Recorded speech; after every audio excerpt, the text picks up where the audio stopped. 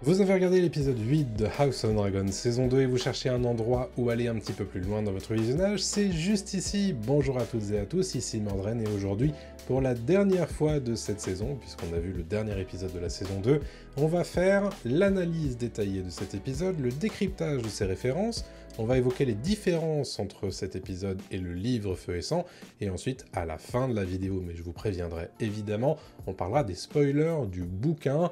Entre lecteurs, bien entendu, il y a énormément de choses à dire, alors c'est parti. Dans cet épisode 8, Rhaena Targaryen finit enfin par trouver le dragon qu'elle cherche depuis si longtemps. Après son échappée folle du convoi, censé mener Aegon le Jeune et Viserys à Pentos, la babysitteuse oublieuse n'a qu'une idée en tête, trouver ce dragon et potentiellement s'en faire un ami, quitte à laisser tomber la mission que Rhaenyra lui a confiée. D'ailleurs, on se demande bien ce que les gardes du convoi ont fait pour la laisser partir comme ça. Toujours est-il que la jeune femme part en mission survie dans les collines du Val que la production a trouvé dans les verdoyantes contrées du pays de Galles. Et elle finit par trouver un dragon, celui-ci est en train de manger un mouton, il est de couleur marron et beige et un design plutôt repoussant, ce qui correspond bien à la description que fait Feu et Sang du dragon nommé voleur de moutons. Notez cependant que cet épisode 8 ne confirme pas que Rhaena va se lier à lui ou non, suspense et réponse dans 2 ans avec la saison 3 donc. Du côté de Corlys, on notera une vraie évolution de sa part lorsqu'il discute avec Rhaenyra. Il la prévient que son navire, le Serpent de mer, a désormais un nouveau nom dont je parlerai dans la section décryptage des références. On s'intéressera aussi à sa discussion avec Alyne de Karen, son fils bâtard, désormais nommé second de son navire amiral. Le seigneur de la Marque a du mal à comprendre qu'Alyne n'ait aucune envie de le côtoyer, car pour Corlys, il a simplement envie de l'aider. Alors pourquoi Alyne le repousse-t-il ? Eh ben c'est dans un monologue assez vibrant qu'Alyne lui dit ses 4 vérités. Lui et son frère ont passé toute leur vie à le voir choyer ses héritiers, mais maintenant qu'ils sont tous morts ou hors d'état pour hériter, Corlys s'intéresse désormais à Alyne et Adam. Et on aura du mal à voir ici autre chose que la vérité dans ce que dit Alyne. Depuis la saison 1, Corlys s'intéresse à son héritage et à la passation du siège de Marée Haute. C'est un de ses grands thèmes de cette saison 2, et après le refus de Baelin, il obtient un refus très dur et inattendu pour lui en la personne de son fils bâtard, Alyne. Dans cet épisode 8, on voit que le doute s'installe chez les Verts, je parlerai ensuite d'Aemon, mais notez à quel point Criston Cole semble être un nouvel homme depuis la bataille de Repos des Freux, ou Rook's Rest en anglais. Il l'explique à Gwaine Hightower, les dragons dansent au-dessus d'eux, tandis que les soldats ne sont que de la poussière sous leurs pieds, une référence à ce soldat littéralement transformé en poussière durant la bataille qui a coûté la vie à Méléis et à Rhaenys. Il semble aussi accueillir avec plaisir la mort lorsqu'il annonce que la mort sera un soulagement pour lui. Voilà donc un homme brisé dont les seules capacités dans la vie, être un beau soldat, sont remises en question par le simple fait que les dragons prennent part au combat. Le doute s'insinue aussi dans l'esprit du roi Aegon via la personne de Larys Fort, ou Larys Strong en anglais, qui réussit à le convaincre de quitter Port-Réal et son trône pour survivre. Notez comme on assiste d'abord à un dialogue de sourds entre un Larys qui tente de faire entendre raison à Aegon avec des arguments somme toute très valables, tandis qu'Aegon lui revient sans arrêt à sa condition physique très prosaïquement, quitte à faire référence à l'état de sa virilité post-brûlure. Au final, c'est Larys qui réussit à prendre le dessus en lui expliquant que s'il survit et qu'il revient à Westeros après que Rhaenyra et Aemon se soient entretués, il deviendra un roi de paix. Notez que Larys lui invente des surnoms triomphaux, ceux-là même qu'Aegon et son entourage tentaient de trouver durant l'épisode 1. Cette fois, ceux-ci sont des symboles de paix et de victoire. Aegon se rêve également en Aegon, la joie du royaume. Sachez que c'est précisément le surnom que l'on donnait à Rhaenyra lorsqu'elle était jeune, et il est tout sauf anodin qu'Aegon revienne à ce surnom puisqu'on comprend qu'il rêvait lui aussi d'être un symbole joyeux pour son peuple. Comme on l'avait entrevu la semaine dernière, Aemon connaît la peur pour la première fois depuis qu'il était enfant, avant qu'il dompte Vhagar, et on découvre dans l'épisode 8 sa façon de gérer sa peur, d'abord dans la violence qui s'exprime par l'incendie de la forteresse de Pointe-Vive, ou Sharp Point en anglais, une réaction d'orgueil certes, mais qui sert aussi un objectif stratégique, on le verra tout à l'heure dans le décryptage de l'épisode. Quoi qu'il en soit, son retour à Port-Réal montre aussi la tactique désespérée qu'Aemon tente de mettre en place. Il se tourne vers Elaena, dragonnière de son cheveu ou Dreamfire en anglais, une dragonne imposante mais que sa cavalière ne monte pas car elle n'aime pas ça. Et comme souvent, lorsqu'il n'obtient pas ce qu'il veut, Aemon réagit par la violence.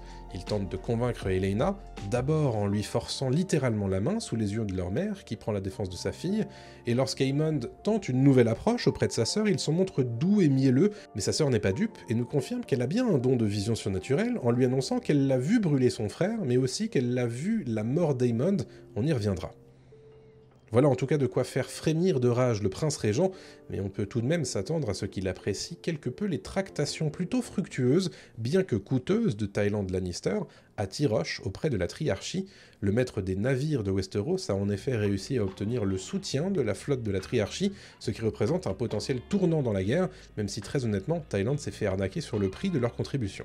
Ne vous inquiétez pas, bien que cette saison 2 soit terminée et que la saison 3 soit dans 2 ans, a priori, on a encore beaucoup de choses à traiter autour de l'univers de Game of Thrones et de House of Dragon et de plein d'autres trucs, notamment le Seigneur des Anneaux, Star Wars, etc. sur cette chaîne, alors n'oubliez pas de vous abonner et d'activer la petite cloche pour être prévenu des futures vidéos qui vont sortir très prochainement. N'oubliez pas aussi de soutenir cette vidéo avec un like, un commentaire et un abonnement, comme je le disais. Suivez-moi sur les différents réseaux sociaux, rejoignez la communauté rapprochée sur la page Discord où vous rejoindrez près de 170 membres qui parlent très régulièrement et quotidiennement de House of Dragon, de Game of Thrones et de plein d'autres choses. Ça me ferait plaisir évidemment qu'on ne se perde pas de vue et qu'on se retrouve sur Discord. Vous pouvez aussi me donner quelques deniers sur ma page Ko-fi, KissKissBankBank ou bien en devenant membre de la chaîne YouTube. Et puis merci évidemment à tous mes soutiens. On se retrouve évidemment tout de suite pour la suite de l'analyse, le décryptage, les différences et les spoilers du livre. Allez, on y va. À Harrenhal, ça y est, on met enfin au clair les intentions de Daemon Targaryen. Et c'est pas faute de lui proposer une nouvelle fois de se déclarer roi au détriment de Rhaenyra, ce que fait Alfred Broom, au lieu de lui transmettre son message. Comme à son habitude, Daemon reste insondable à ce moment et c'est sa rencontre avec Alice Rivers qui vient déterminer son choix au bout du compte. Je crois qu'on peut le dire, la vision de Daemon au Barral d'Harrenhal est une séquence qui nécessite sa propre vidéo d'analyse, donc je n'irai pas trop dans le détail ici. On note la présence furtive d'une figure étrange sous le Barral qui semble annoncer qu'une vision est en cours dans l'esprit de Daemon avant même qu'il entre en contact avec l'écorce du Barral. Alice, qui a expliqué à Daemon depuis qu'il est arrivé à Harrenhal que ce lieu est porteur d'une magie ancienne, semble le croire prêt à recevoir leur offrande, une vision, une prophétie de ce qui pourrait arriver au continent de Westeros. On voit la figure de Brynden Rivers, j'expliquerai tout à l'heure qui il est, mais aussi la corneille à 3 yeux qu'on connaît bien dans Game of Thrones, ainsi qu'un marcheur blanc et des morts vivants au-delà du mur avec des mouvements de caméra qui rappellent la vision d'un loup qui les découvrirait. On voit aussi des armées décimées, des cadavres de dragons et Daemon qui se noient dans la mer ou dans un lac. Enfin, la vision passe sur une comète, puis les œufs de Daenerys dans les flammes, puis enfin Daenerys elle-même, de dos, avec ses 3 dragonnets. Ici, il semble que Daemon accède à la fameuse prophétie de la glace et du feu, avec d'un côté les marcheurs blancs et la renaissance des dragons que connaîtra le monde environ 200 ans plus tard. C'est aussi une vision qui est ponctuée par Rhaenyra assise sur le trône de fer, et cela semble convaincre Daemon du rôle qu'il a à jouer, comme lui dit Helaena à l'intérieur de la vision. Notez qu'on peut avoir le sentiment qu'Helaena donne cette information elle-même à l'intérieur de la vision, et ce à distance depuis Port-Réal. C'est plutôt cool, j'essaierai de faire une vidéo au sujet de cette séquence si vous voulez. Arrive ensuite le fameux moment du choix pour Daemon, lorsque Rhaenyra le confronte à Harrenhal face à une armée qui ne la reconnaît pas. Cette scène crée plusieurs parallèles, d'abord avec le couronnement d'Aegon en saison 1, lorsqu'il traversait une foule pour ceindre sa couronne, avant de porter son épée dans les airs, comme le fait Daemon ici face à ses soldats riverains. Il y a aussi un parallèle avec le couronnement de Rhaenyra en saison 1, lorsque Daemon était le premier à s'agenouiller devant elle et à lui jurer loyauté. Ici, Daemon s'agenouille à nouveau et ne livre certes pas de couronne à Rhaenyra, mais une armée qui lui sera bien utile dans le conflit à venir en saison 3. Enfin, je note que c'est la première fois de la saison 2 que Daemon et Rhaenyra se parlent en haut valyrien, langue qu'ils utilisaient lorsqu'ils étaient plus proches en saison 1. Je vois ça comme le signe d'un rapprochement définitif dans le couple, et on n'attendait que ça, très franchement. Je reste sur Rhaenyra parce qu'elle est un des points de focus très importants de cet épisode.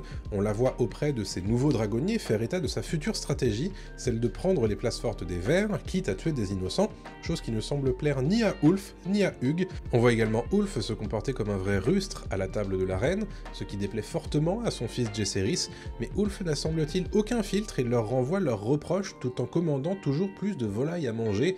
Ici, on voit bien qu'être un dragonnier ne fait pas automatiquement de soi un chevalier, et Rhaenyra s'en rend bien compte car elle demande à Corlys si elle peut vraiment leur faire confiance. De même, Jaehaerys n'apprécie pas du tout ces nouveaux dragonniers, et tout particulièrement Ulf, qui le renvoie à sa bâtardise sans trop s'en rendre compte. Ulf est tout ce que Jaehaerys craignait dans l'épisode 7, un roturier trop fier de lui, qui n'a pas de savoir-vivre, et qui en plus lui rappelle qu'il est un bâtard. En d'autres termes, ils sont pas vraiment faits pour s'entendre. Je note d'ailleurs la menace que profère Jaehaerys à l'encontre d'Ulf lorsqu'il lui dit qu'il le fera pendre et donner à manger aux chiens. Une menace tout à fait ironique quand on sait que c'est Ulf qui a été témoin de la pendaison des chasseurs de rats au rempart de Port-Réal au début de la saison. Est-ce qu'ici Ulf se rend compte que ces nobles sont tous les mêmes? C'est possible. La saison se termine avec une nouvelle rencontre discrète entre Rhaenyra et Alicent qui vient à Pendragon ou Dragonstone pour lui proposer un marché. Une scène qui fait office de miroir évident avec la scène où Rhaenyra se rendait à Port-Réal pour tenter d'arrêter la guerre avant qu'elle ait lieu. À l'époque, c'était Alicent qui expliquait à Rhaenyra que ses mains étaient liées et que c'était trop tard pour trouver une solution pacifique. Et dans l'épisode 8, c'est l'exact inverse avec une Alicent qui tente de proposer une issue pacifique que Rhaenyra refuse car elle considère que tout est désormais en mouvement et qu'elle doit en plus tuer Aegon coûte que coûte pour assurer sa succession au trône. Ici, le parcours d'Alicent dans les derniers épisodes semble arriver à son terme dans le but qu'elle souhaite désormais poursuivre, et il ne s'agit plus pour elle de rester fidèle à sa maison ou à ses alliés, mais de sauver sa fille Helaena du conflit et d'obtenir leur liberté. C'est ça qu'Alicent tente d'obtenir face à Rhaenyra, et c'est en pensant qu'elle l'obtiendra qu'elle accepte que Rhaenyra exécute Aegon. Un fils pour un fils, après tout. Notez les derniers plans de la saison qui représentent Rhaenyra encadrée par les parchemins de l'histoire des Targaryens dans la bibliothèque de Pendragon. Elle est ici minuscule dans le plan, écrasée par le poids de l'histoire. Ce plan est suivi par celui d'Alicent, elle aussi toute petite dans le cadre, mais face à l'horizon. On a donc une femme qui s'engage résolument dans la poursuite de l'histoire, de son héritage et de la guerre, tandis que l'autre atteint au moins l'espace d'un instant la liberté qu'elle souhaite depuis le début de la saison. Je me rends compte en écrivant et en enregistrant cette vidéo que cette analyse va durer encore quasi une demi-heure alors que je n'ai pas encore dressé le bilan de cette saison 2, je pense donc le faire dans une prochaine vidéo si ça vous intéresse. Toujours est-il qu'on a ici un épisode 8 résolument tendu vers la saison 3 plutôt qu'un final en climax ou en point d'orgue de cette saison 2. C'est un choix assumé par les scénaristes mais qui a du mal à passer si j'en crois certains commentaires. Quoi qu'il en soit, c'est le final qu'on a eu et dont la fin s'articule comme une sorte de bande-annonce donnant envie de voir la saison 3 qui malheureusement ne sortira que dans 2 ans. Je comprends ceux qui resteront sur leur faim avec cette saison 2 qu'on imaginait plus active et qui s'est finalement structurée comme une saison de transition et d'introduction de nouveaux personnages. Personnellement, je trouve que cet épisode 8 était très bon, mais qu'il manque un épisode 9 à cette saison pour ponctuer cette saison 2 sur un point haut. En tout cas, on fait le tour des forces en présence dans cette fin de saison 2 avec la Triarchie qui traverse le détroit vers le Gosier, l'armée des Lannister qui arrive dans le Conflent et à Harrenhal en visuel, l'armée des Stark qui traverse le pont des Jumeaux mais aussi l'armée des Noirs stationnée à Harrenhal, l'armée des Hightower qui traverse le Bief avec Tessarion, la dragonne de Daeron Targaryen qui les survole, mais aussi l'armée de Criston Cole qui se dirige vers le nord, vers Harrenhal. On découvre aussi qu'Otto est emprisonné par on ne sait qui, on ne sait où, et qu'Aegon et Larys quittent Port-Réal. Bref, toutes les pièces de l'échiquier sont en mouvement en cette fin de saison 2, et on imagine donc que la saison 3 devrait démarrer fort, même si, ça me fait mal de le dire, elle n'arrivera qu'en 2026. Place désormais au décryptage des références de cet épisode 8 de House of Dragon saison 2, et il y en a beaucoup. Je ferai peut-être une vidéo dédiée à l'analyse de ce générique de la saison 2, puisqu'il y a plein de choses à en dire, n'hésitez pas à me dire dans les commentaires si ça vous intéresserait. L'épisode 8 de House of Dragon saison 2 s'ouvre dans un lieu tout à fait nouveau pour les spectateurs de la série. Dès les premières notes de la composition de Ramin Djawadi, on comprend bien que nous ne sommes pas à Westeros. En effet, nous sommes à Tyrosh, une des villes formant la Triarchie. J'ai déjà fait le point sur pourquoi Aemond s'intéresse tant à une alliance avec la Triarchie. Il s'agit de la seule force navale capable de rivaliser avec les Velaryon, en attendant que les flottes Lannister et Hightower fassent le tour du continent par le sud. Et ça tombe bien, les membres de la Triarchie détestent Corlys Velaryon, alias le Serpent de Mer, qui leur a mené plusieurs guerres dans les Degrés de Pierre, un archipel entre Westeros et Essos, très disputé qui permet de contrôler le passage maritime et d'y imposer des taxes par exemple. C'est pour ça que les chefs de la Triarchie forcent Thaïlande à leur promettre de leur céder les Degrés de Pierre.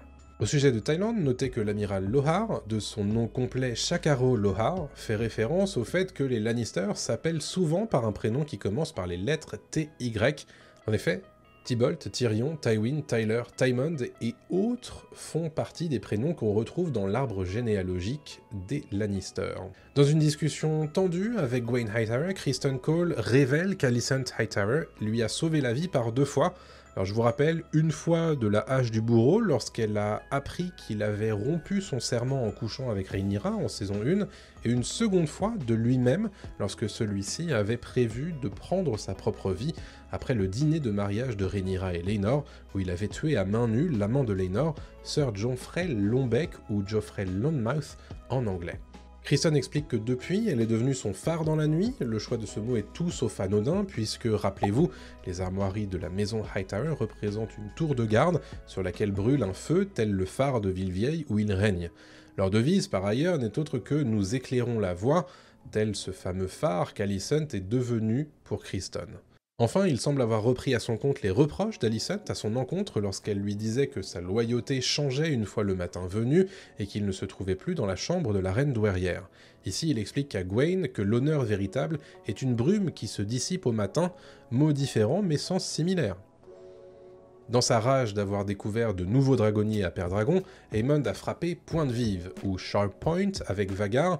Pointe-Vive, c'est la forteresse où siège la maison Barremon, de proches alliés de Rhaenyra. La ville est située à l'extrême sud du Gosier, au sud de l'île de la Marque. C'est donc une prise stratégique de la part d'Aemond qui n'a semble-t-il que faire d'incendier des innocents. Rhaenyra, quant à elle, semble envisager une stratégie similaire, en attaquant les villes des alliés les plus importantes des Verts, à savoir Villevieille, le siège des Hightower, et Port-Lannis, qui est le port commercial attenant à Castral Rock, le siège de la maison Lannister, qu'on appelle en anglais Casterly Rock. Pourquoi cibler ces villes tout particulièrement? Eh bien simplement parce qu'elles sont les fiefs des plus importants alliés d'Aegon et Aemond, mais aussi parce que ce sont des villes d'importance. Villevieille et Lannisport sont considérées comme les 2e et 3e villes les plus imposantes du royaume après Port-Réal. Les frapper, cependant, reviendrait à attaquer des milliers de civils innocents, mais le plan de Rhaenyra consiste à faire revirer les alliés des Verts et à assécher les soutiens à Aegon. Concernant les dragons, on nous donne des informations importantes sur leur taille. Au sujet de son cheveu, Dreamfire, la dragonne d'Elaena, Rhaenyra explique qu'elle est née durant le règne d'Aegon le Conquérant, celui-ci ayant duré 37 ans à partir de l'an 1 après conquête. On peut statuer que son cheveu a environ une centaine d'années, et c'est donc une dragonne aussi imposante qu'un Vermithor par exemple. D'où l'importance pour Aemond qu'Elaena s'envole sur son cheveu. Quant à Tessarion, la dragonne de Daeron, que l'on voit survoler l'ost des Hightower, on nous explique qu'elle est plus petite que Vermax. Il s'agit donc d'une dragonne plutôt jeune et petite, même si elle est en âge de combattre. À Karen, Corlys nous annonce le nouveau nom de son bateau, qui ne s'appellera plus le Serpent de mer en son propre honneur, mais The Queen Who Ever Was, en hommage à Rhaenys. Notez qu'il ne dit pas The Queen Who Never Was, à savoir la reine qui ne le fut jamais, mais The Queen Who Ever Was, donc la reine qui le fut toujours. Une référence magnifique à Rhaenys que le Conseil de 101 avait privé de l'accession au trône au profit de Viserys et qui avait donc obtenu le sobriquet de la reine qui ne le fut jamais. Ici, en choisissant de lui rendre hommage par ce titre, Corlys se détache de son propre héritage et rend un vibrant hommage à sa femme décédée à Repos des Freux. Larys explique qu'il a transféré l'argent de la maison Fort à la banque de fer de Braavos. Braavos, c'est une ville située au nord-ouest du continent d'Essos, qui est notamment connue pour sa banque qui prête de l'argent et sait surtout comment récupérer les dettes générées de la sorte. On avait eu l'occasion de voir la banque de fer de Braavos dans la série Game of Thrones notamment. Je pense que je ferai une vidéo dédiée sur la vision de Daemon, comme je vous le disais tout à l'heure dans cet épisode 8, parce qu'il y a énormément de choses à en dire, mais je voulais préciser que le personnage qui apparaît au tout début de la vision est connu des lecteurs de l'univers du Trône de Fer. Il s'agit de Brynden Rivers, connu parfois sous le nom de Freux Sanglant ou Blood Raven en anglais. On le reconnaît notamment à la tache qui s'étend de son menton à sa joue. Sachez que ce personnage apparaît aussi dans Game of Thrones, dans les visions de Bran Stark, sous l'accoutrement de la corneille à 3 yeux.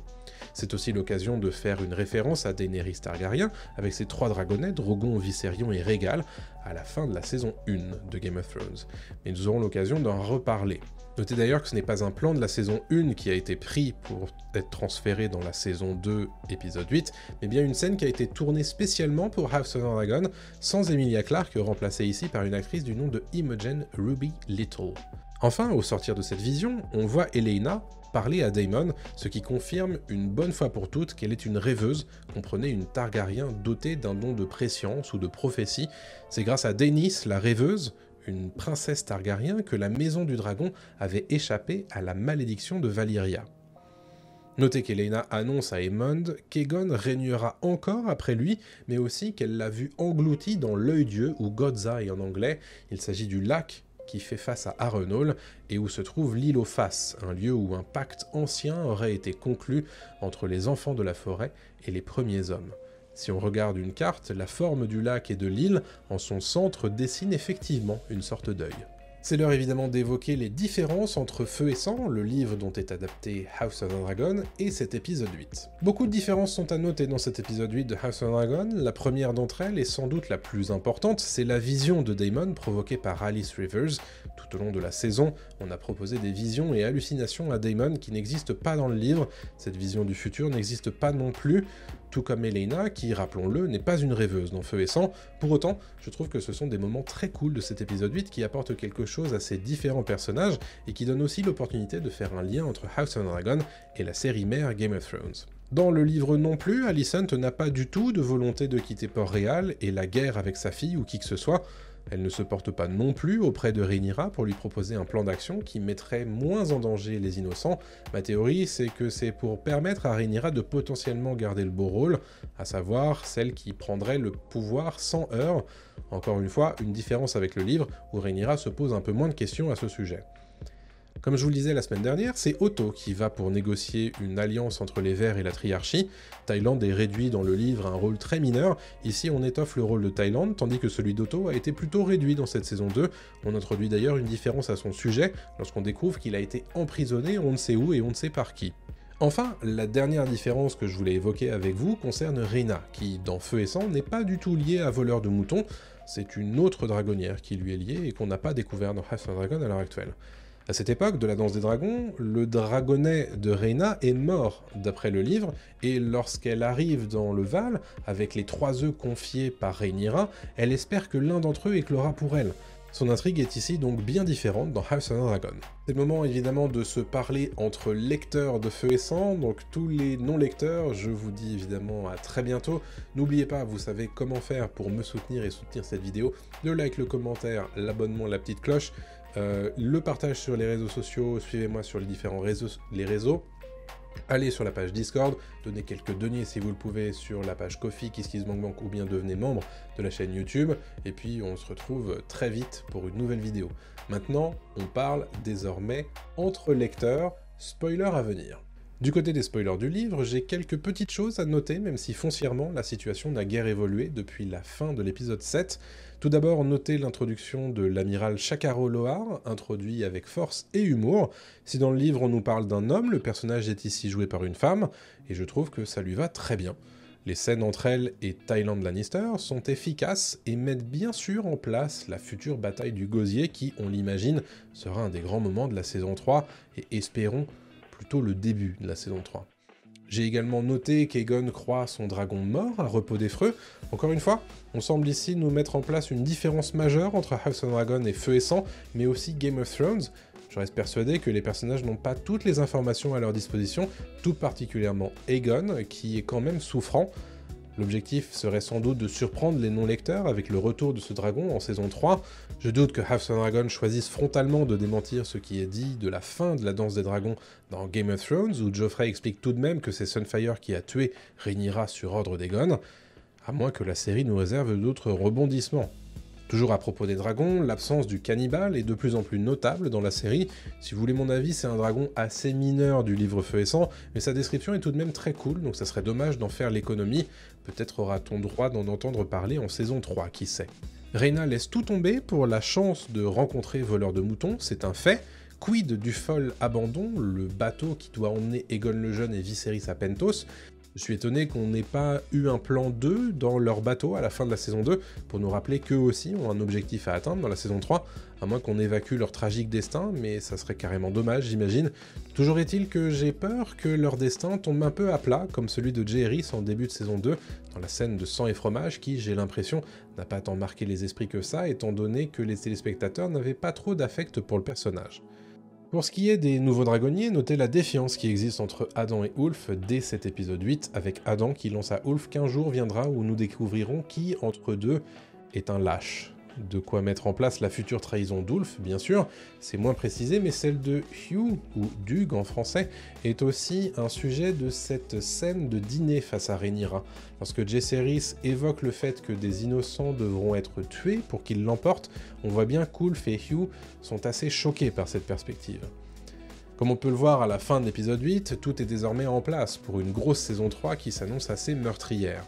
La bataille du Gosier est prête à éclater, le prince d'Aeron apparaît pour la première fois avec sa dragonne Tessarion, la Reine Bleue, tandis que l'armée Hightower traverse le Bief.